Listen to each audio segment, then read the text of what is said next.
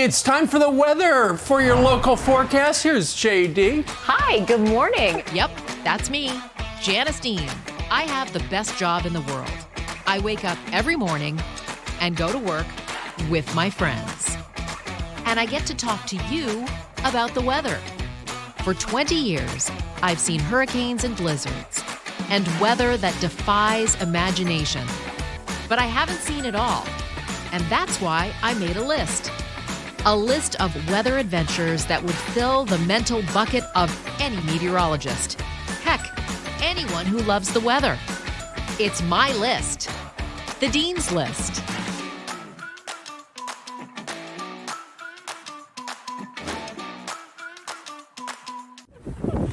Holy moly! It's 10 degrees, and I can't feel my face. How did I get here?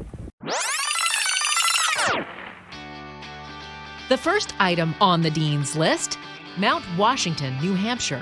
Come with me. At 6,288 feet, it is the highest peak in the Northeast. The summit offers unparalleled views of the Granite State. On a clear day, you can also see Maine, Vermont, Massachusetts, New York, and even Canada. But it's not the view on a clear day that makes Mount Washington stand out. It's the weather. It stands at the crossroads of several storm paths, meaning storm systems from the Atlantic, Gulf, and the Pacific Northwest pass over its peak. Add to that its elevation, and it's easy to see why Mount Washington experiences some of the worst, coldest, and most dynamic weather on Earth. Oh, we have to come up here at least every single hour when it's below freezing and fog like this. Since 1870, meteorologists have been observing the weather from this unique vantage point. And as a meteorologist, it's something I had to see for myself. The first step toward the summit, a flight for an overnight in Portland, Maine.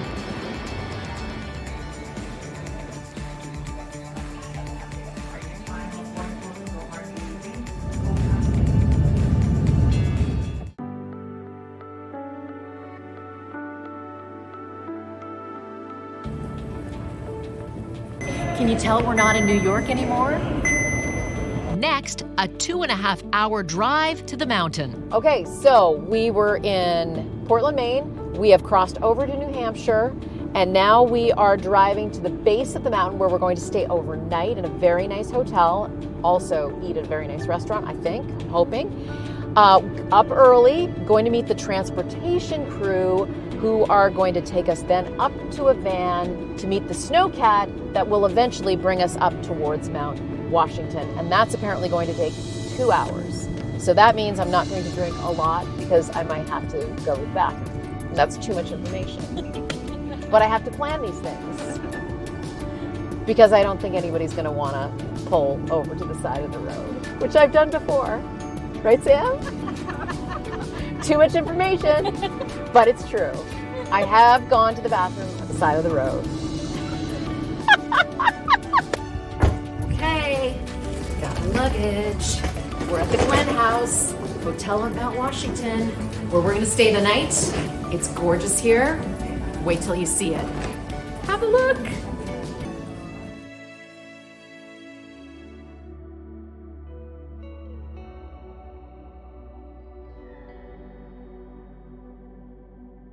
Hey, I'm Janice. Ellen, nice to meet you. Hi, John. I'm Janice. Nice to meet you. And then, straight to work. Meanwhile, on top of the highest mountain in the northeastern United States, a dedicated team works 24/7 to better understand our climate and our weather. And our own senior meteorologist, Janice Dean, is on her way to Mount Washington Observatory. Wow, she joins us now along with the observatory transportation coordinator, John Powers. Janice. Good morning, everybody. We are so excited. John, thank you for being here. Thank you for coming. How long have you been doing this kind of work? Started driving in 2017, operate the snowcat. Okay, so what is it going to take to get me up there to the summit? So this morning we're going to be starting out in our truck and our van. They're both four-wheel drive, both set up with chains. And we will go up to tree line where our snowcat is parked.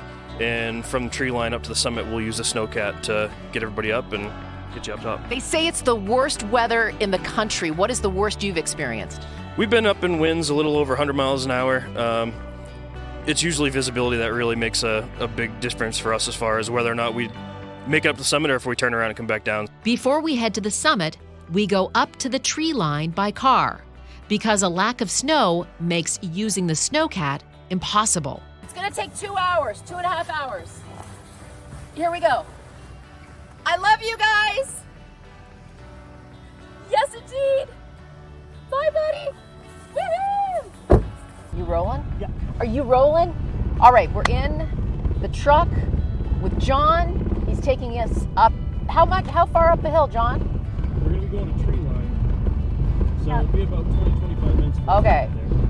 To tree line, about 20 to 25 minutes. Okay, we're going up the hill right now.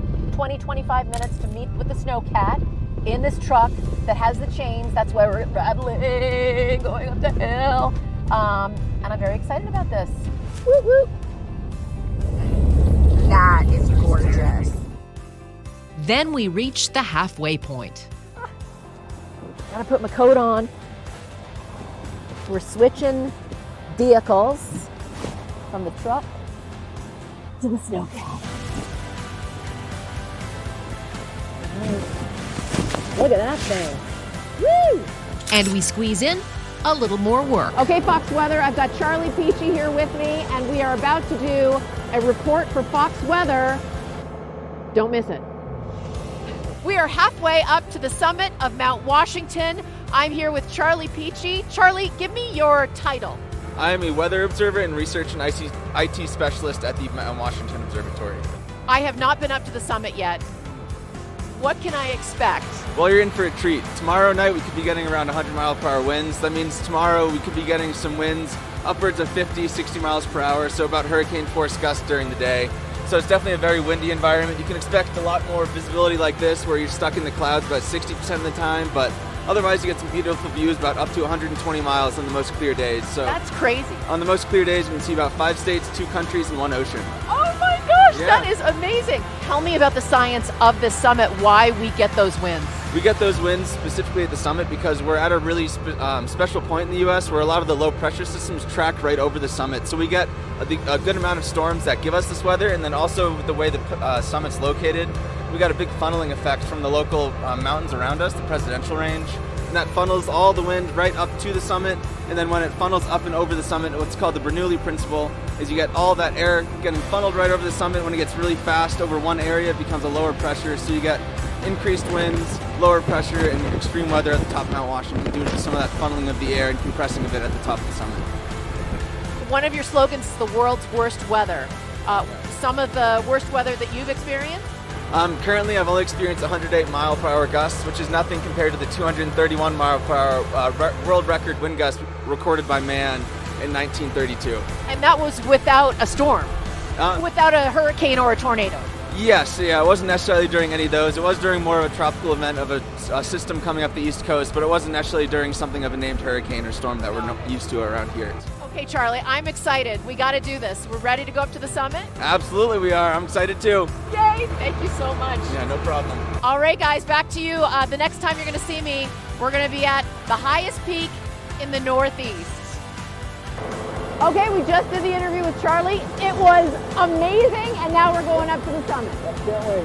Woo-hoo! But before we could board the snowcat, we first had to prepare ourselves for the journey and for the elements that await us. Come with me.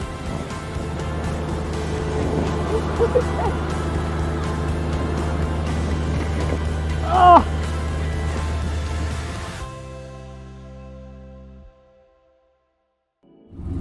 Okay, we're in the snowcat, going up the hill. And up we went, 45 minutes in a vehicle meant to handle the worst conditions comfortably. It's very exciting. A lot of great crowd here with us. Are you guys excited? Woo! Party bus! Our destination, straight up to one of the most unfriendly environments on Earth, the summit of Mount Washington. We're here! I'm so excited!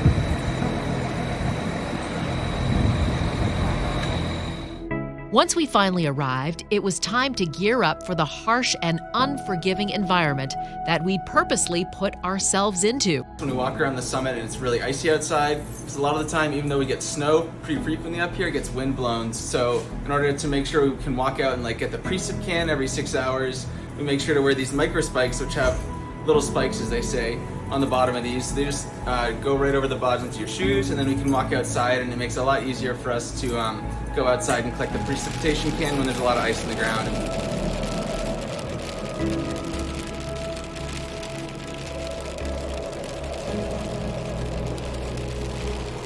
Janice, here's your micro spikes. So put the front end right over the top of your shoe. Front end. So the front end is going to have the sizing just Yep. like this. Yep. And then stick that right over the top of your shoe like that. Okay. And then what you're going to do is grab the back end towards your heel. And you're going to stretch it out really tight and pull it right over the edge of your heel. It's going to take a little bit of force. Nice. There you go. Perfect. Like I've done this before. Well done. Okay. There's the other one for Good. you. Okay, I got my micro spikes on. I am ready to take on the summit. And tap dance. And while we were at the top, a rare phenomenon known as a fog bow appeared, which is the same idea as a rainbow. And then, the summit of Mount Washington. Oh my goodness. Holy moly. I can't believe we're here. Woohoo! Although I was standing on the summit, that was only the first half of my journey. The real adventure started the next day.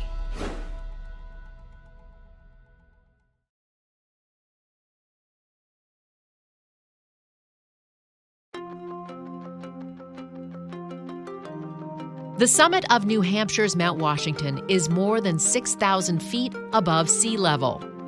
Home to some of the worst and coldest weather on Earth, the only way to get there safely in January is on a snowcat. All right, we're in the snowcat. It's very exciting. A lot of great crowd here with us. Are you guys excited? Woo! And then We're here. I'm so excited.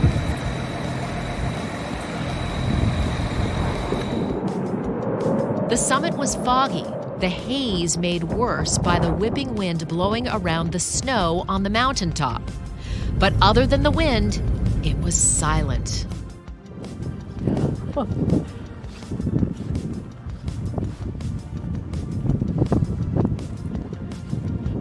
my goodness. Holy moly. I can't believe we're here. Woohoo! After a quick photo at the top of the world to celebrate a successful journey, it was time to get to work. We unloaded our luggage and scientific supplies from the snowcat to bring into the observatory. Hey! We said hello to Nimbus, the cat who keeps watch over the observatory. We didn't see any mice. And then we went right back outside. No one mentioned climbing. We're about to go outside the observation deck. Let's go. It was cold. No, it was freezing. But sharing the moment with colleagues and with you, I didn't notice the temperature at all. We did it! Oh my gosh, totally a bucket list. I'm so proud of myself and the folks. You got it. We're going to be up on the observation deck next hour. Stay tuned. Congratulations on such a wonderful milestone, 20 years as a huge asset to the company. So why the top of Mount Washington, a true weather person, to say, let's celebrate 2 decades in the place that definitely features the worst weather in this country? Well, it makes sense, right? I've been doing this for 20 years. I've encountered a lot of storms. And when someone mentioned to me maybe a trip to Mount Washington, I thought, why not? For the 20th anniversary of working at Fox News and now having the pleasure at Fox Weather, why not go up to the summit of Mount Washington? Director of Weather Operations, Jay Broccolo, joined me for a hit with Fox Weather. Jay, why is it important to shine a spotlight on this place? Yeah, so there's a number of reasons. The National Weather Service is probably the main one. So because we are at 6,000 plus feet, it's kind of like having a permanent weather balloon. So we can give hourly data to the National Weather Service, where that's really rare in the rest of the country. Otherwise, you kind of have to launch a weather balloon. We also have mesonet stations that go down the mountain. So we have a lower profile of the lower 6,000 feet of the atmosphere, which is really helpful, for the National Weather Service. Another part is our forecasting and the recreation that happens here in the White Mountains. So we put out 2 daily forecasts at 5 p.m. and 5 a.m. And it's really just to inform all the recreationists of what they're going to experience when they come out here. We want everyone to be safe. We want them to be prepared. Obviously, the weather up here is pretty gnarly, so they need to be really prepared for it. Also, some of the other operations that happened, the different organizations, the Cog Railway, the Auto Road, different ski mountains around. So it's really just keeping people informed about the weather. And it's manned 24/7, 365 days a year. Yeah, 24/7, 365, all during holidays, regardless of storms. You say the weather today is not that bad. Yeah, I mean, that seems to be the trend here. We're always saying the weather's not that bad, but we're below our average wind speed. Which is what? Yeah, our average wind speed is 35 miles an hour throughout the year, and we're in the mid-20s right now. It might not feel like that when you're on top of the tower because there's no friction slowing the wind down like there is right here. Let's brag a bit. Top wind speed. My top wind speed is 150. But in the history of this place? 231 miles per hour. Okay, the worst cold? Minus 47 degrees, which we've hit twice, so 47 degrees below zero. And the wind chill? The lowest wind chill is 109 below. And that just happened? Yeah, last February. I unfortunately was not up here for it, but the shift that just went down today was up here for it. That's amazing. And you guys have been so welcoming for our crew. I'm looking forward to spending the night here in the little bunks. It's like camping.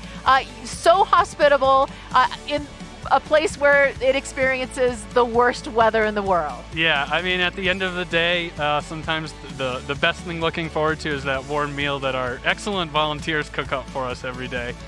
You know what? This has been such a wonderful trip so far. Thanks to Jay and all the people at the Mount Washington Observatory. It's a great way to celebrate 2 decades in the business, I'll tell you that much. Even if it's windy, I'm from Canada, so I can take it. What a suiting place to celebrate 20 years with the company. Fox News senior meteorologist Janice Dean, thank you and congratulations. Yeah. We'll be broadcasting all day tomorrow, by the way, so stay tuned to Fox Weather. Sounds good. We'll see you then.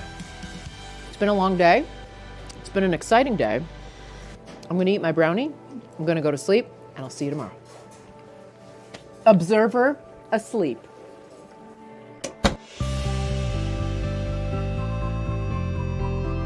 Hi, everybody. We are here. It's the morning. We slept overnight in the bunks, got a pretty good sleep, all considered. We got some snow last night here at Mount Washington, and we're doing live reports for both Fox and Friends and Fox Weather. We're about to go out in the elements in the next report, so you want to stay tuned for that. And I've got lots of coffee. Okay, it is home to some of the world's worst weather, but that's not stopping senior meteorologist Janice Dean from exploring the summit of Mount Washington, way up there in New Hampshire. She joins us now, along with the weather observer and researcher IT specialist Charlie Peachy. Take it away, Janice. Yes, good morning. Here we are on the observation deck. Charlie, you're going to do some observations, but tell us about this equipment that we have. So first, the piece of equipment that you're holding right here is what we have as our snowboard. So we use this when it's snowing outside and we need to figure out what exact type of precipitation is happening, whether it be snow grains, snow, freezing rain, ice pellets. What is it now? Right now it just looks like snow and then some blowing snow mixed in there, but usually when we get closer to 32 is when you can start getting that mix of wintry mixed precip types, and that's when this really comes in handy because you can't catch a snowflake and then have it not melt in your hand. You are so talented with a psychrometer. Tell us how that works. Yeah, so what we do is we come out here every hour to figure out our relative humidity, and what we do is, as you see, just spinning this around for about either 5 minutes in the summer or about 10 to 15 minutes in the winter when it gets cold and below freezing. What we're doing is we're actually evaporating all the water that's on one of these thermometers out, and then what you do is, when that happens is all the temperature actually drops in that thermometer to the lowest possible temperature in the air if there was no water, and then using that and then the current air temperature figuring out the difference between the two, you can figure out your relative humidity. Charlie, I am so proud of you. You're so awesome. Thanks to all the volunteers and the observers. This has been a bucket list of mine. I mean, I don't even know what to say. It's the worst weather I've ever experienced, and I loved every minute of it. Steve Ainsley, Brian, over to you. Janice Dean, the frozen weather machine. I know. Janice, you're Great 2 job. hours away from getting to the base and warming up your toes and your fingers. Here's a live look at the Mount Washington Observatory right here. It looks kind of cold, a little breezy. Snow's coming down. All right, look at this. Fox News senior meteorologist Janice Dean has been braving the elements up there at Mount Washington all morning long, and she's been talking to people up there with fascinating reports. Janice, I see you got the snow goggles on right now, and I've seen you in warmer conditions for sure. This has got to be the worst weather I've ever experienced, and I'm enjoying it. I'm not going to lie, Bob. And I've got Charlie Peachy here with me. What a superstar you are, Charlie. Thank you. Thank you for being here with us. Tell us where we are right now. So we're actually at the highest point in New England, right here at the top of our tower. This is where we have all of our weather instruments right on the top here. So we have our pitot tubes measuring wind speed and direction. And then we also have a few thermometers kind of laid around here that we use as redundancies in case some of the other ones break. But also some of the other big things that we do up here is we have our antennas for the local ham radio clubs and also local areas that need to pay for the service up here. So we have to de-ice those as well as the instruments every single hour to get proper communication signals. What do you think the wind gusts are right now? Winds are probably gusting probably close to 50, if not a little over 50 at this point. Such important and sensitive weather equipment requires a little bit of maintenance up here. And the right tool for that delicate job is a hammer. We have a mallet here. Tell the viewers what we're going to, first what I'm going to do. I'm going to hold you the microphone. Yes. Okay, and I'm going to go over here, boss. And I got a mallet. You're going to be really proud of me. All right, so she's going to very scientifically de-ice this instrument right here. Tapping on it a few times with the mallet. And as you can see, some chunks of snow and ice are flying off. She looks like a pro out there already. Perfect. Now, Charlie is going to go right up top, which I did yesterday, but I'm one and done. And he's going to do the real work, okay? So, Bob, watch it go. Charlie's got a mic on as well, so he's going to tell us what he's doing. All right. First, just trying to get into the ring with the winds that we have here. And then really the next part is you just have to start hitting the ring right here, just like that. Honestly, don't need to hit it too hard because this brine ice is going to knock off. So you see a few taps. The ice off. How often do you do it, Charlie? What was that? How often do you do it? Oh, we have to come up here at least every single hour when it's below freezing and fog like this, and then sometimes every 15 minutes or half hour, depending on how bad the icing gets. That's kind of dangerous. It's a little bit, yeah, so we don't let our interns do this. This is a only position. You're a hero, Charlie. Come on down. I never felt like a visitor at the observatory. I was among colleagues. I was among fellow meteorologists. I was among new friends at the top of the world, talking about the weather and the science we all love. Hey guys, what do you have here? Oh, we have some treats for Janice, the celebration. My new friends helped me celebrate 20 years at Fox News with some sweet goodies in honor of my anniversary. You guys are so great.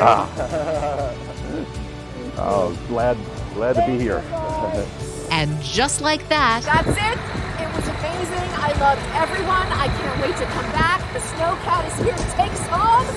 And maybe next time it'll be a little warmer. Maybe we'll come in the summer. What do you think of that, Fox Weather?